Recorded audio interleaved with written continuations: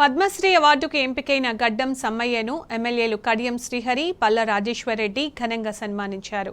జనగామ జిల్లా దేవరూపల మండలం అప్పిరెడ్డిపల్లి గ్రామానికి వెళ్లి గడ్డం సమ్మయ్యను శాలువ కప్పి కడియం శ్రీహరి, పల్ల రాజేశ్వరరెడ్డి అభినందించారు. పేదరికాన్ని కూడా అనుభవిస్తూ చిందు యక్షగానాన్ని బ్రతికించుకోవాలనే తపనతోని వారు పనిచేస్తూ వచ్చారు.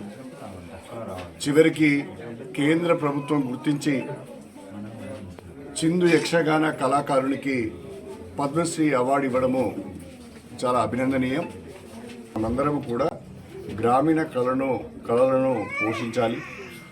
చిందు యక్షగానంతో పాటు ఇతర కళలను కూడా మనం ఆదరించాలి, వాళ్ళను వెన్నుతట్టి ముందుకు నడపాలని చెప్పి ప్రత్యేకంగా కోరుకుంటూ గడ్డం సమ్మయ్య లాంటి కళాకారులు చాలామంది ఇంకా ఉన్నారు. గడ్డం సమ్మయ్య గారికి ప్రత్యేకంగా అభినందనలు తెలియజేస్తున్నా. తెలంగాణ ఉద్యమంలో కూడా దీన్ని చాలాసార్లు ఇదే గానం చేసి తను మొత్తం కూడా ఉద్యమంలో కూడా తను పాల్గొనడం జరిగింది. ఆ తర్వాత జరిగిన ఈ యొక్క 10 సంవత్సరాల పాలనలో కూడా వారికి కావాల్సిన విధంగా కొంత ఈ యొక్క గత ప్రభుత్వం కూడా వారికి సహాయ సహకారాలు అందించడం జరిగింది.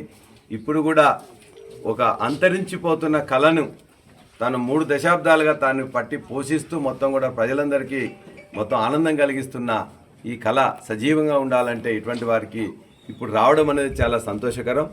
ఖచ్చితంగా దీనికి ప్రస్తుత ప్రభుత్వం కూడా సహకారం అందించాలని వారికి కూడా సమ్మయ్య గారికి వారి కుటుంబ సభ్యులకి అభినందనలు తెలియజేస్తూ వారికి మా పార్టీ తరఫున కానీ ఖచ్చితంగా సహకారం ఇంతకుముందు ఏ విధంగా ఉందో అంతకంటే ఇంకా ఎక్కువగా ఉంటుందని చెప్పి వారికి హామీ ఇస్తూ ఈ ప్రభుత్వానికి దీని కళలు నిలబెట్టాలి.